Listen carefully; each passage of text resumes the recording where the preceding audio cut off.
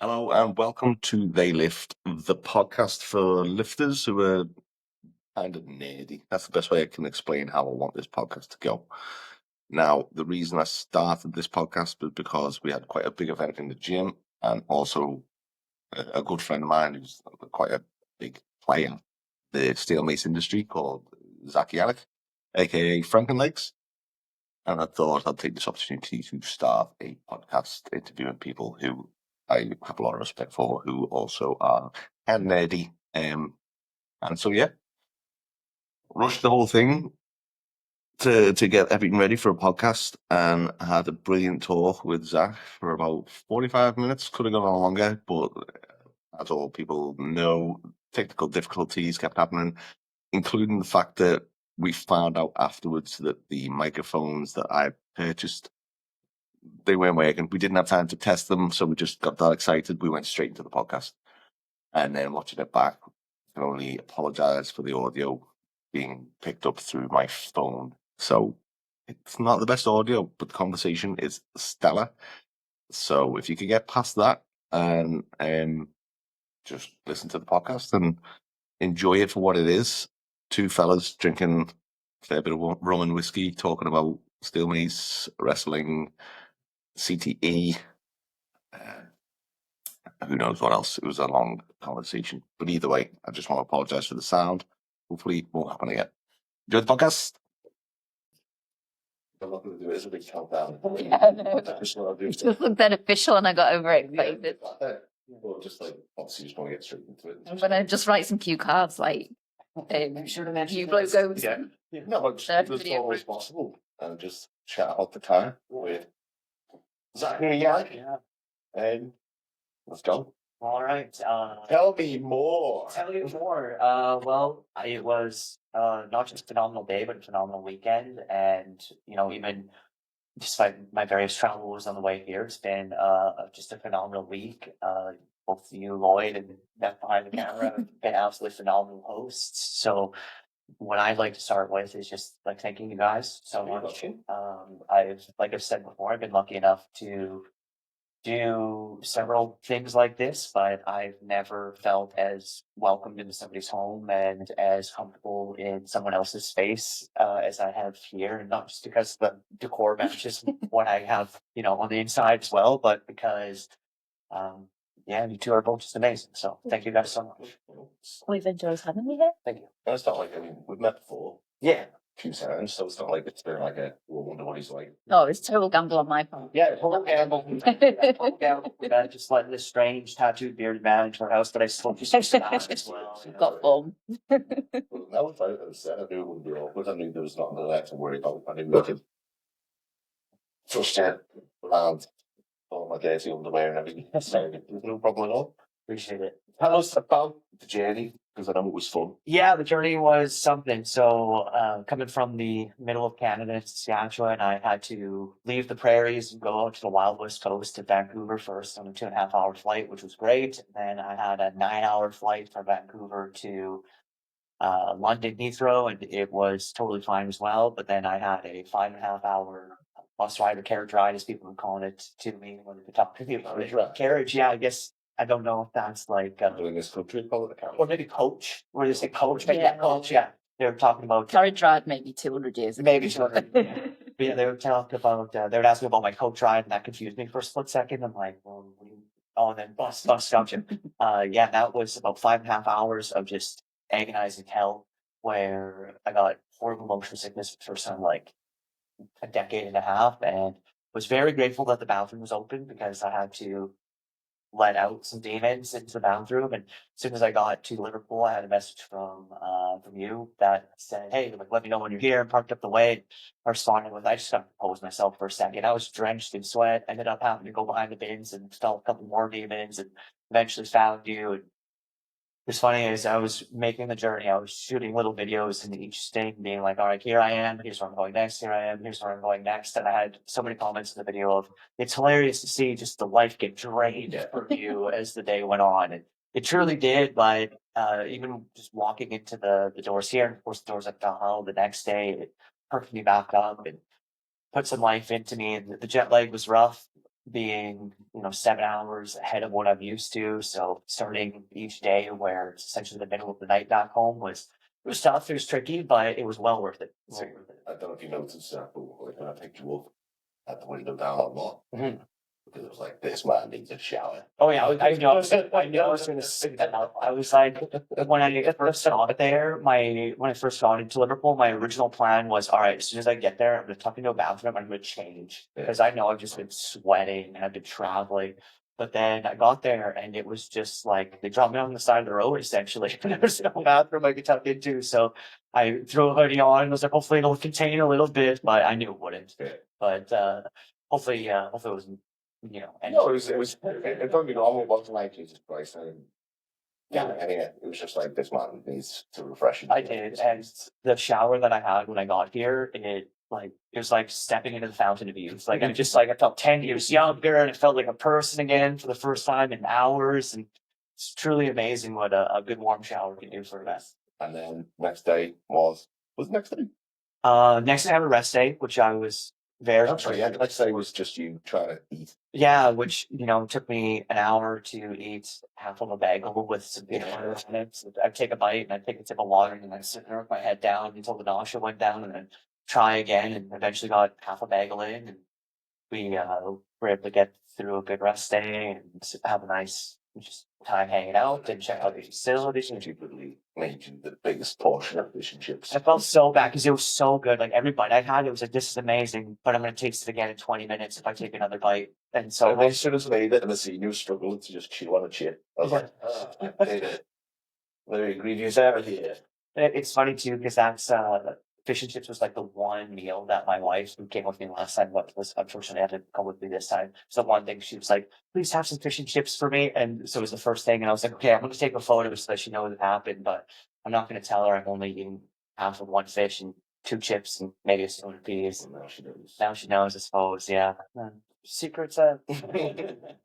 Yeah, it, like I said, absolutely delicious. Thank you for it. I wish I could have eaten more of it. I mean, it wasn't really like a family recipe. It was just like Aldi, 20 minutes in the oven. Still, But it's fine. It's fine. And then it was the next day after that. With the yeah, next day after that, I'll make sure I'll blow the mic out. Next day after that was the workshops, plural, I suppose. Starting with the swing clinic, moving into a steelmace building blocks, and then finishing off with steelmace flow. Specifically a frankenflow philosophy, as in my thoughts, ideas, rants, and general love of the steelmace flow practice being introduced to people. I was very excited to do the workshop in that context because it's the first time I've done it in that style. I was also excited to do the steelmace building blocks because it's the first time I've done that as a workshop in any way, shape, or form, which I was very excited about. I had some experience with the swing clinic, had some experience with flow, but I didn't introduce building blocks to other coaches yet and to other people outside of my clientele. So it was quite interesting to hear some feedback from it, see what connected with people, see what clicked with people, and watch people go through the process of creating their own building block section, which was really neat. Actually, I didn't even plan that out originally when I was designing the workshop, but with the vast majority of people swinging the next day, I realized what I had planned out at the end was to take them through a building block session. And I was like, well, I don't want to give anyone excuses. I'll keep it a swing. So then I had them plan one out and we discussed it and it was brilliant. It's great. I'll be honest with you, it's like, because I said to you, I'll take pictures and I'll do some videos for you for the day. And I kind of assumed the workshop was going to be more physical. Yeah. And then when I realised it was mainly theory and you were dropping some fucking nuggets, and I was like, I need to pay attention to this because this, like, there was some stuff where I was like, this is actually really fucking the stuff I do like a lot of you're going on the different intervals and time bases. I do a few of them, but some of the ones you were saying, I was just like, that's fucking genius. Even like the static holds and everything. And I kept saying to them, pay attention, take photos, write this down. Did you get that? Are you listening? Because I knew full well that I wasn't, because I was too busy.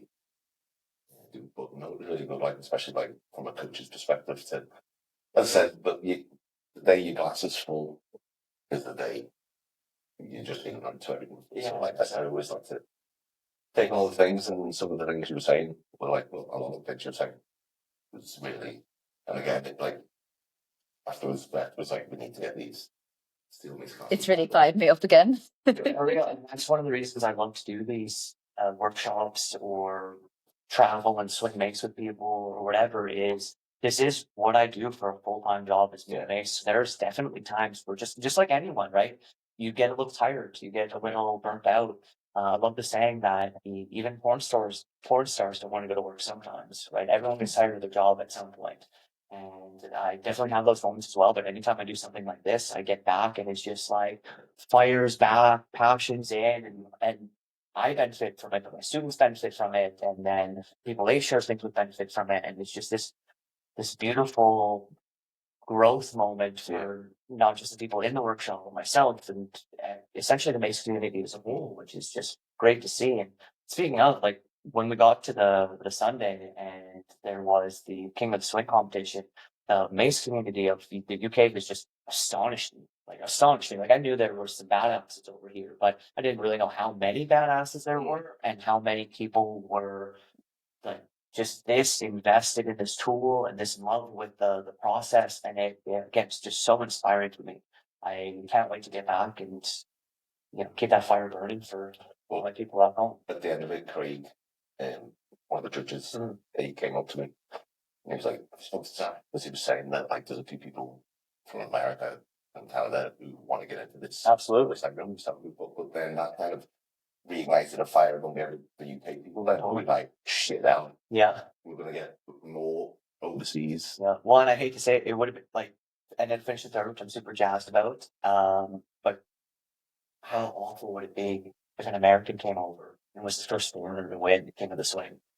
I'm going to train so much harder for next year. Just you mean because he was American and not Canadian? Yeah, exactly. Exactly. Canadian. That's very since he wasn't British. No. Okay, whatever. No. Like, hell yeah, foreigner needs to come in and win it for her, but maybe not an American. Yeah, well, hopefully, I don't know anyone really. It's like, but again, it only really came to me when it came up to you, Glenn, and it was Paul Hall, yeah, 3 different nations yeah, representing. I was like, holy shit, yeah, this is fucking Because Glenn's from Scotland, right? Yeah. Yeah, so Scotland, Canada, and England all represented. Beautiful Commonwealth moment, Yeah. if you will. and it was just like, and it even made like there's few times where like I'll be kind of, holy shit, this is going on, like it's something like that, like I don't know. And that was one of them times where when you pointed it out, I was like, holy shit, Yeah. this is We have representatives from Ireland and Wales as well. Yes, because Jenny's from Wales. I'm not sure who's from Ireland, but Darren? yeah, really, that's awesome. So the whole island represented over here, and then myself from Canada, and I would have to imagine that potentially a couple people from mainland Europe are watching what was going on today as well, and might have the fire lit under them for this year as well. And I honestly, like, we did what you said, you did 20 last year, 20 there's 30 this year. And I would be for if it's any less than 40 that aren't wanting to at least next year. You might have to cap it or do something. Yeah, literally, like Craig came up to me and was like, you're gonna need to do both. Yeah. Exactly. What to do? Well, again, like the big changes from next year to this year. We're So like we spoke about it like again, and I'm hopeful with that. But then I'm also like, oh, it's a fucking year to go. right. It comes around quick. It does. I like it. Like, again, it takes a long time to, you can't just come do it every month and then. It would be meaningless if And, they did. well, not only that, I couldn't say to like Dan and Tom and Dean and everyone and be like, hey, you was more, right? This is more, because it'd just be, As of it time. would be as abusive to them as. As of time.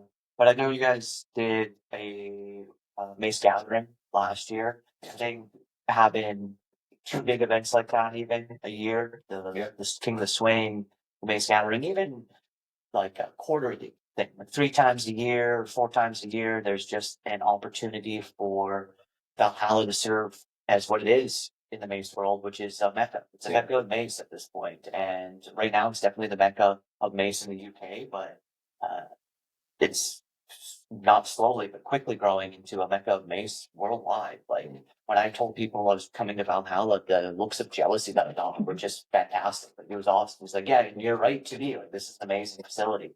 I said it last time I was here too. Like, this is my favorite gym to visit, my favorite facility to visit. I've been to a lot of the big name gyms in the US, some owned by, big famous podcasters. Yeah. Some owned by big famous podcasters, some owned by ex-reality TV stars, some owned by ex-professional fighters, and not a single one of them can compare to the halls of Valhalla.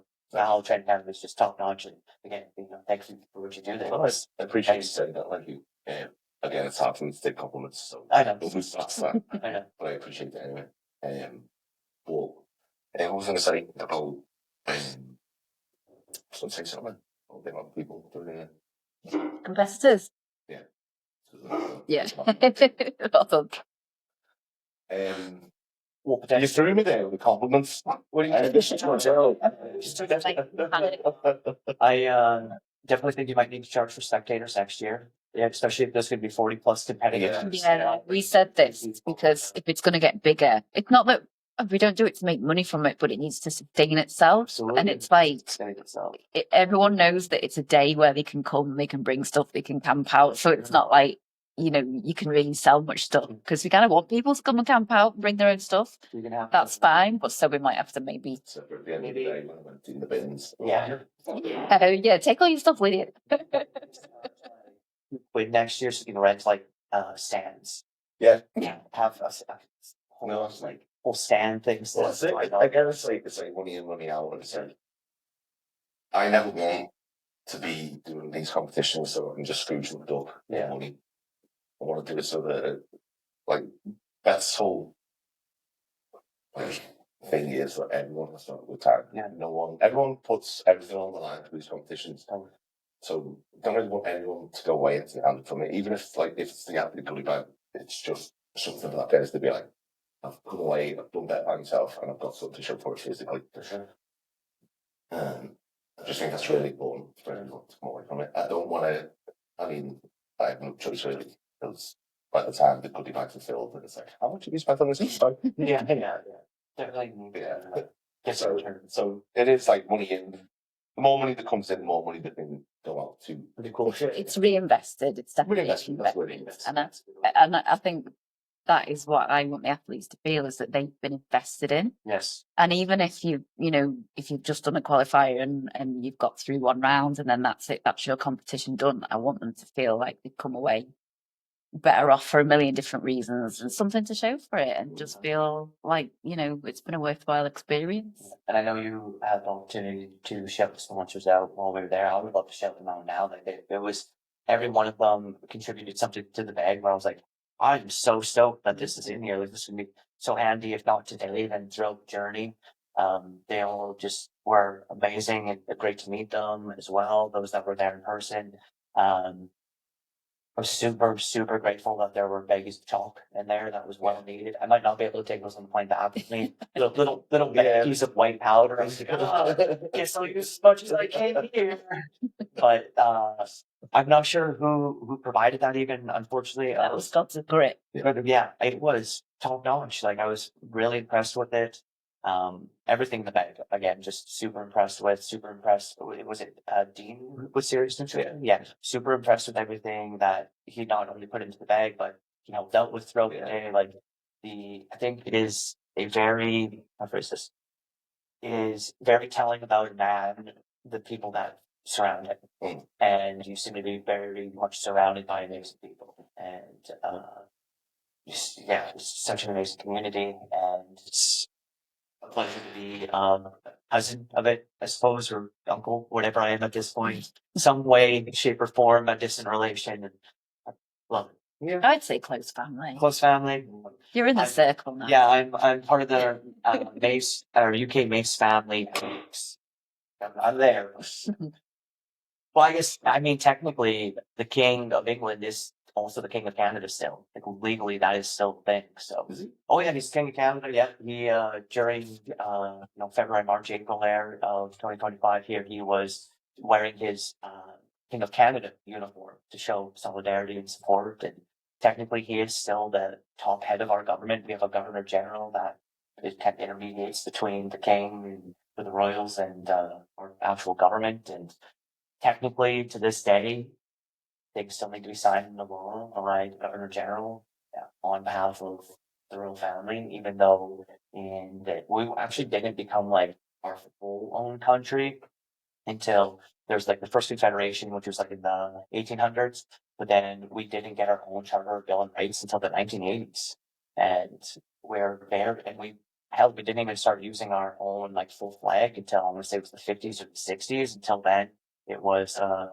little variation of the British flag, and then like a big red thing, and then a couple other things. Oh yeah, we're still quite tied in with what's going on over here, it seems, and we were one of the few people of the Commonwealth to just ask politely if we could, maybe do our own thing for a little while, and they were gracious enough to say go for it. And we've been doing our own thing, whether it's, going well or not, depends on who you ask, but I like it.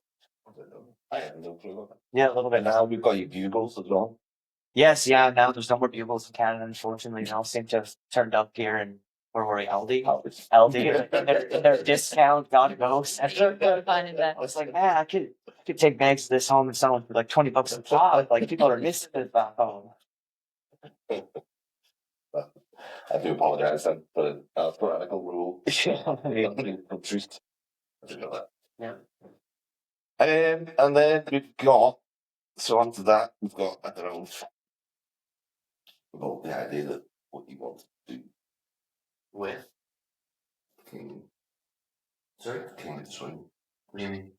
what you wanted to do with it. What I wanted to do with it? Oh, got you. Yes. Well, I didn't want to, in case it was like a spoiler or no, whatever. I love it. Like Yes. a So, spoiler. yeah, we chatted a couple of days ago. I've been running this through my mind for a while because I absolutely love how the King of the Swing competition is laid out. It is very unique in the sense that, to my knowledge, it's the only or maybe one of two mace competitions that does like a multi-round thing. Every mace competition I've entered or watched or been involved with in some way was always just one round. And if you win, like if you get the most reps with whatever, then you've won. This was a multiple round thing. I think I ended up doing like 5 rounds. I'm not even sure at this point. And I thought it's just so cool because it factors in many different aspects of my skill, which I thought was brilliant. There's all sorts of opportunity to use varying weights and various techniques. I thought that was brilliant.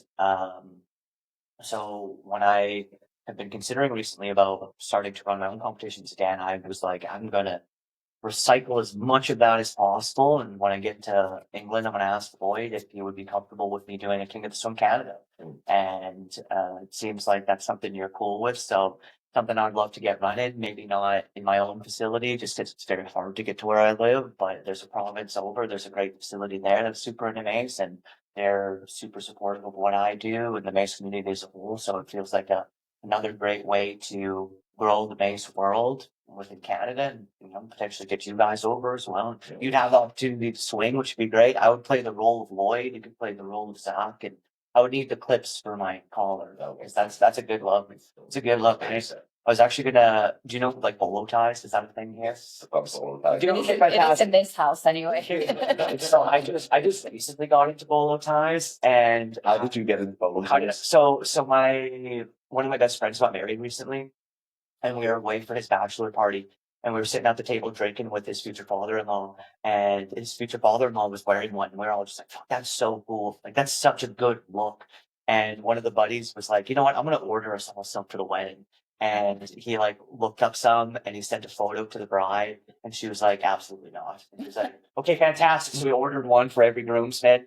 If I could refer you to a picture of our wedding, we'd be like, So yeah, he ordered one for every groomsman, and they, when we were getting dressed for the wedding that morning, all the groomsmen put them on, and we were like, man, these are pretty sharp. And he sent a photo to the bride, and she was like, well, dang, those are pretty sharp. Like, you can't wear them for photos, you can't wear them for the ceremony, but like, feel free to wear them at the reception and around. And we're like, all right, cool. So we went to photos, we're all wearing them, and she looks at them and she goes, yeah, no, fuck it, keep it on all day. Those are awesome. So I love them. I'm gonna get a whole bunch more. And actually, I was looking at, because this was only a few weeks ago this happened. And the next day I was like, I'm gonna get me and boy matching bolos. So I hopped on eBay and I was looking. I found some cool ones, but none of them would have gone here in time. So I was like, next time.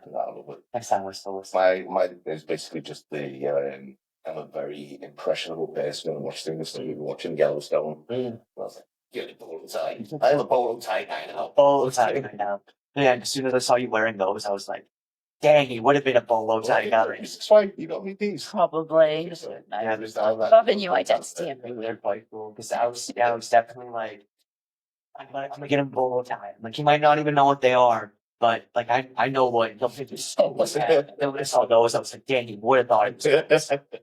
But yeah, apparently you can get all sorts of really neat bolo ties these days. My new thought is I'm over ties, and bolo ties could be the thing, obviously. But I think what I'm gonna do is anytime I have like a wedding or a special occasion where I'm gonna have to wear a bolo tie, I'm gonna get one with like the initial of the person getting married or an initial thing that like I'm going to, and then I'm gonna give it to them after as like hey, now it's yours. Now you're a bolo tie guy. You know, so I was Not looking. gonna be able to use this again. Yeah, exactly. So I looked at a few that were just like they had like a V on them for Valhalla, and I was like, okay, that would be sick. Okay, I would go with that. But then I found these real cool like gold skull ones with like twisting horns, and I was like, that's the one. That's the one I'm gonna get. But the shipping time on it was like 2 months from China, so I was like, guess I have to go back next year with the time. It's authentic Chinese. Oh, then it's Chinese. Yeah, exactly. The cream of the crop. The cream always rises to the top. Always rises to the top. But what was I gonna say? Speaking of that's your little my Macho Man quote, but your little impression there, I called it, don't worry. That's because I want to go fully into it. You do wanna go just carry on. It's a tough line to walk. Yeah, the whole Macho Man is a tough line to walk. It's a little addictive. But with like the recent passing of That sounds used to be trying to be like bring it back in. pulling the Tourette's. With when Hulk Hogan passed, like while I was traveling here, and like say what you wear, Will about Terry Boyd, the man who played Hulk Hogan, not a great guy, as we've found out in recent years, but Hogan himself, he was a heck of a character, heck of a wrestler. I was tempted to be like, all right, Lloyd, for the weekend, we're just gonna murder each other all the weekend. But then I realized there might be people that don't appreciate the separation of the two people, which is fair because he himself seemed to kind of forget that there was a separation at points. But I'm still definitely going to brother you every once in a while. That's a big part of the gym when like on Sundays, normally just like nobody because the strongman session, a lot of men will turn up, and that is a big shows. Yeah, myself, which is good. Love it. Do you know the Mega Powers handshake? No. Okay, so I'm gonna wrestling nerd out for a little bit here. So Hogan and Macho Man were always kind of running parallel to each other in the WWE, WWF. Yeah, and so they cut this like one of them saved the other. I can't remember who this one. One of them saved the other after a match, and then the other one saved the other after a match. And they were like, "All right, we're going to be a tag team together." And there was this moment where they were doing an interview with Mean, and they were like deciding whether they're going to be partners or not. And they were like doing this, like, "Are we gonna shake hands?" And and Macho Man's like spinning around, and they shake hands, and I was like, man, that would be a great reel. The Meg Powers handshake. Unfortunately, the Meg Powers imploded, and it was a huge storyline, and that's actually what they called it, the implosion of the Mega Powers. But I know that's not really in our future, hopefully. Is Mean Gene still alive? I don't believe so. I think he's another one of those ones I checked out. Unfortunately, though I believe it was an actual passing, which it has occurred. I'm trying to again. I'm not a poly wrestler, so I'm still trying to figure out who's from the old days who's around. I mean, Jesse the Body's still around. Jesse's still around. Yeah, Jesse the Body Mature is still around. Still. Well, he was the governor of Minnesota for a while. Yeah, and then he did like he was running like a TV show about conspiracy theories for a while. I just said, like, that's not But I think he might have a podcast, and he's definitely how to phrase it. CTE out. Yeah, yeah. It's honestly one of my favorite interviews of the last handful of years was it was during I think it was the Dark Side of the Ring for Chris Benoit, and obviously a horrible event. And they were interviewing different wrestlers and asking like, do you think this was a CTE issue or whatever? And my favorite was Stone Cold Steve Austin goes, yeah, I'm not a big CTE guy, just don't believe in it. And I thought that was the funniest shit ever to just be like, yeah, not a big CTE guy. Of course, all my buddies that I grew up playing football with and rugby with, they just love that quote because we're all fairly certain there's, at least a little bit of it. But It can't be done but helping. yeah, exactly. It's just, it's helping the brain. It's like, calluses are good for your hands, right? So calluses are good for your brain. I don't know. Anyone listening, that was jokes. We do not support CTE. Weird stance to take, but we do not support. While we had our little pause there, I was flipping through my phone and I just saw Glenn's post about warming up in the Airbnb. Did you see that one? I've seen a lot of like posts from today, but there's also even now I'm seeing things that I've missed because there was just so much going on. I haven't looked at my phone all day, so I don't know what's going on. It's so funny because earlier I was talking about how he very much reminds me like how you could just take that man and drop him in a Braveheart and he would fit in. And I was talking to someone else who was like, yeah, you could drop him in a Braveheart, you could drop him in Highlander and he would just fit in. It's not just because he's Scottish, it's just the presence, right? The vibe of the man. And he posted a thing of warming up in his Airbnb and it's a clip from Highlander. It's the Kruger or whatever his name is from Highlander, like the big bad guy. Which also has a great wrestling scene in it, that movie actually, with Fabulous Freebirds. Absolutely. There's a scene where there's like just outside of a big wrestling event, there's a showdown between mortals. I haven't seen the Highland. The first one, Crystal Island. Oh yeah. The one with the Freebirds might be the one with the long haired guy, the dark haired guy. Oh, Number two? maybe might be two there, but more Island people. I'm gonna go back to it being the first one. Then. Okay. Yeah. Because So the second one was in the future, wasn't it? Okay. Yes, this was. The first one was in the Highlands, and it had the guy who played Professor Grant. Okay. Yeah. And then Not Professor Grant. Mr. Krause. Okay. Plays Kruger. I had no idea. That just blew my mind. There you go. Yeah, and then because he's the one that wears that like skull thing. Yeah. So but then it kicks into like because it's in the Highlands first, and then it kicks into like the 80s, doesn't it? Man, I'm guessing Highlands. So yeah, you know what does because he wants to live forever. It's in the 80s when his wife, who we met as a child, something along those lines. I can't remember the timeline. Yes, yeah, but yeah, there's a scene in that where the Fabulous Freebirds had a match in that show, and I, as a little kid, I remember being like, this may be the coolest movie ever. There's swords and immortals and pro wrestling, like so perfect. And yeah, as soon as I saw that, I was like, I'm glad. So there's a scene from. Yeah, it's essentially like the Kruger in a hotel room. He's like building his sword, and he's like going through his practice motions, and I was like, hell yeah, I could absolutely see him in an Airbnb with a mace, just like going through it and with that like stare, and just he was such a cool dude. It was an absolute privilege to be able to swing with both him and Paul Finley at the same time in one of the final rounds there. I very specifically put myself in the middle of them because I wanted them on either side of me, be surrounded by giants as it were. I remember the guy called me a fucking clown she once, and it stuck with me for my life. But every time someone really pissed me off, it'd be fucking clown sheep. Clown sheep, that's a good one. The best thing because I forgot to send him a pair of gloves, I think it was. I sent him maces, I can't remember, I sent him some maces, I forgot to send him gloves. And so we delivered them, didn't we? And he wasn't at the gym. I expected this in your fucking clown shoe. I was like, that's the best thing.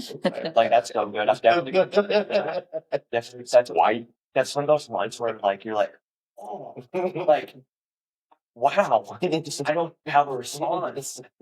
Yeah, that's great. That's good. I did say to Glenn today as well that we're overdue a Scotland road trip, and I think this, and maybe even next year if we can get this in around the same time, there's going to be some kind of steelmason stones thing going on in the future. Well, yeah, you and I were talking about doing a stone lifting trip. I think that's a great idea. Steelmace and stones, like you get people from all over signing up for that. Yeah. I don't know how. I'm sure there's a cool name hidden in there too. You're good with the name stuff, so I'll let you think of that. But I'm definitely sure there's a cool name in there. Still with steel and stone. Steel and stone. Steel sounds pretty cool. Yeah, I like it. I like it. I like it. Yeah, that's cool. Yeah. Definitely cool to explore more of you know, Great Britain, right? It's all of it.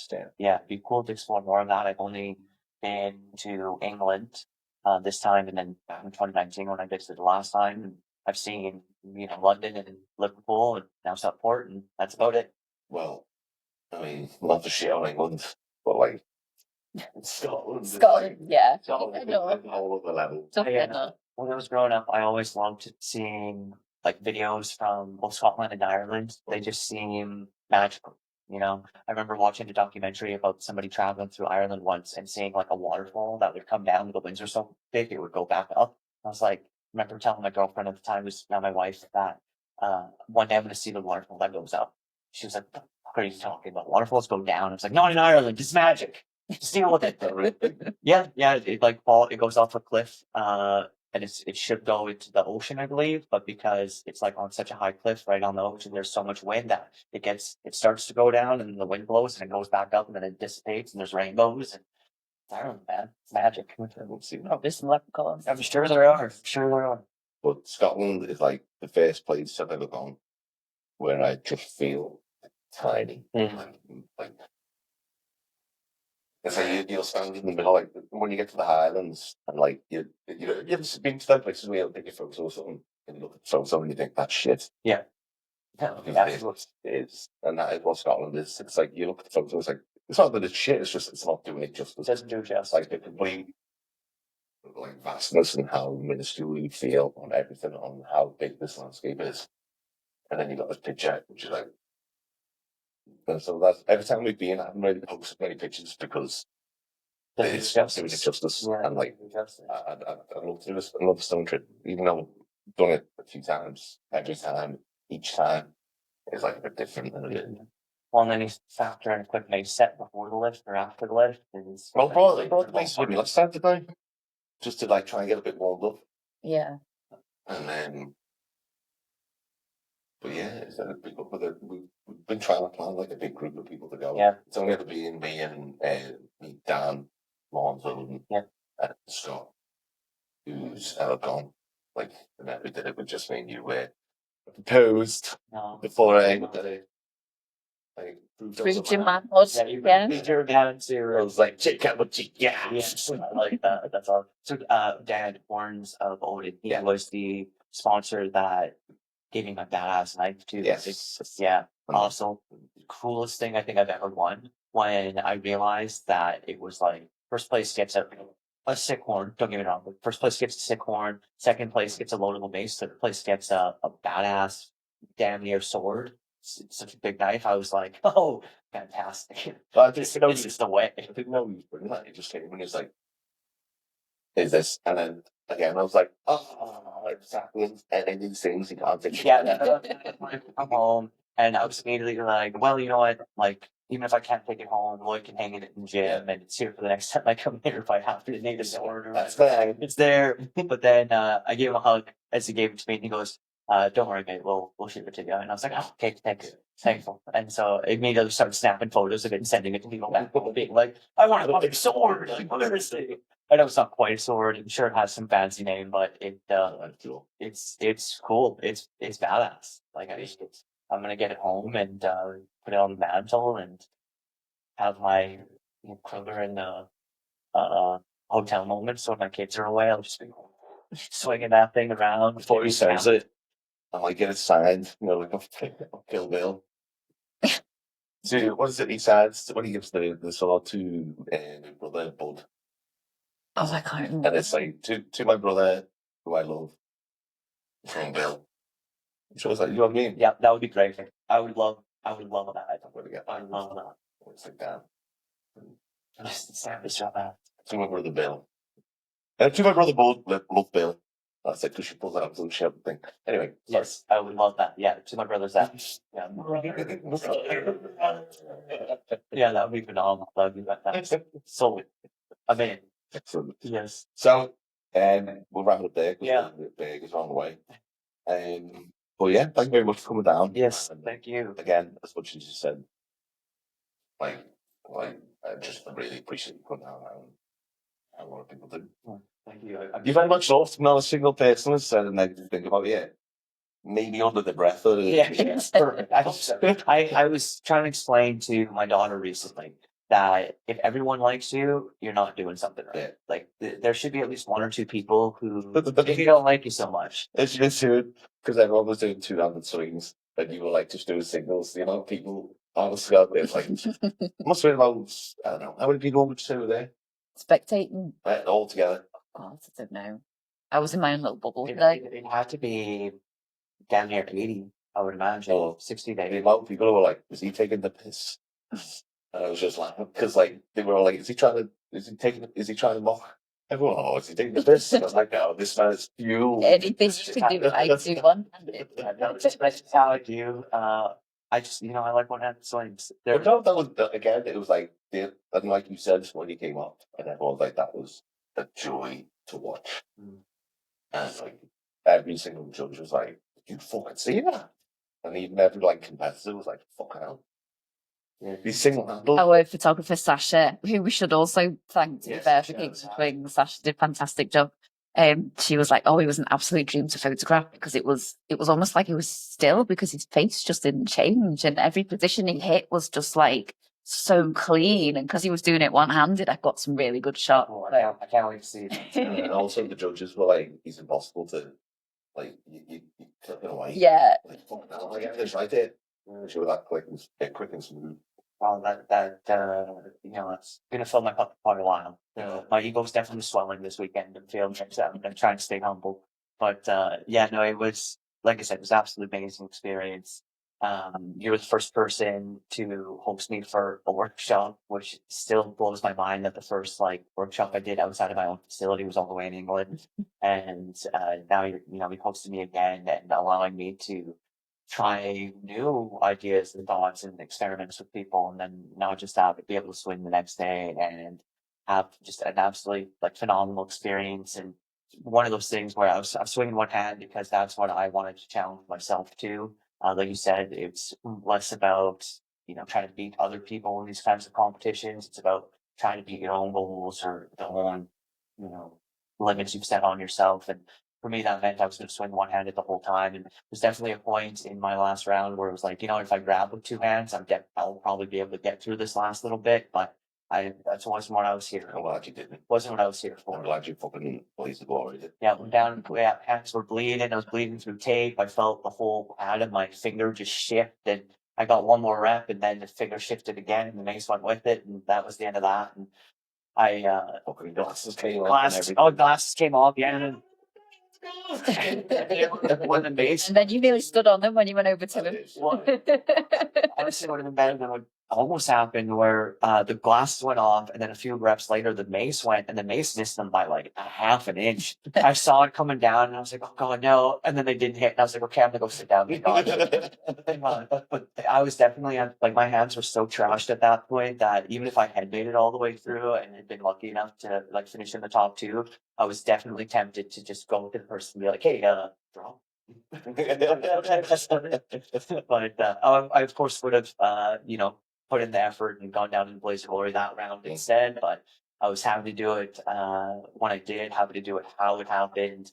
And there's of course that brief moment, afterwards where it was just like, damn man, like what the heck? But then I was like, no, like this is what I want. This is what I'm about.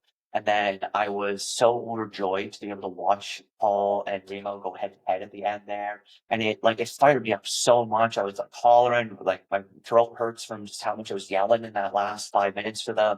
And as soon as the 3-2-1 big horn blow, which is so badass too, by the way, the horn at the end of each round. As soon as I heard the horn and Remo put the mace down, I just rushed him. I was like that, because it was so amazing what Rem did. Like he just did, like it was so impressive. I needed to. You guys use a term here that we don't use at home, but I've been loving it. Big up. Is that what it is? You're gonna pick him up. Yeah, pick him up. Yeah, I was like, I have to pick him up. I was like, that was amazing. Like, he needs to know that was astounding. And so I rushed him and I gave him a huge hug and like let him know just how amazing it truly was to watch. Because again, like back home, that kind of thing was not seen in competition. Not even just because people aren't really swinging 15-kilo maces in competition, but definitely not for what he would have ended up doing 6 rounds and 2 of them back to back. Like, Yeah. just astounding. And his focus was unwavering. He's so dialed in, so locked in. Like, he is planning to do a 24-hour swing for charity. I think it's in September. And I have done a 24-hour swing before. And I reached out to him months ago when I saw that he'd signed up to do this 24-hour swing for charity. And I was like, hey man, like if you need any tips with training, if you need any tricks with the actual set itself, like please let me know. And after seeing him this weekend, like experiencing him through the workshop on Saturday and then watching him swing today, I know he's got it bad. Like I'll be floored if he doesn't get through the 24 hours. If it doesn't, it's going to be because of some nagging thing that just, 24 hours is a long time to do a thing, and anything that is kind of giving you grief over time is going to compound. But honestly, like with what he did today, I would have no doubt that 24 hours is well within his reach. And it's going to be an honor to say that I was the first person to do it, but I'm not the only person to do it. Now. Can't wait. So I'll definitely be watching him when he goes for that and continuing to watch his training in preparation for next year. And of course, Paul Finley, last year's champ and this year's second place, and keep watching him and watching Glenn, who's just, again, such a badass, and watching everyone, watching Dad from your facility. He was a gem too. Like, it was great to meet your people, great to compete with and against them. And it was a very cup filling experience. It was hard to get here, but it was well worth the journey. Well worth the journey. We do appreciate it though. Like, obviously, you've been a champ, been a dream. Love you to bits. Love you too, brother. Brother.